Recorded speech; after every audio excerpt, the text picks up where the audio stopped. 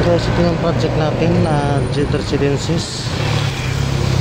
Along lang siya ng Chino Roses, Makati City. Okay, so by pre-selling, start na yung construction. So isa pa natin yung project, yan po yung main residences.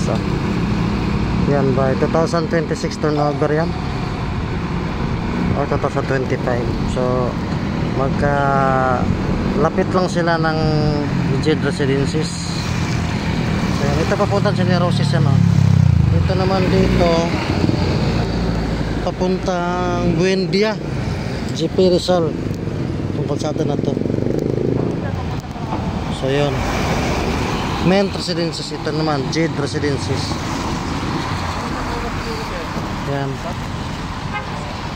Tower 130 na ba doon? Ito sa pinakamabenta natin project ngayon. Ako ka lang sa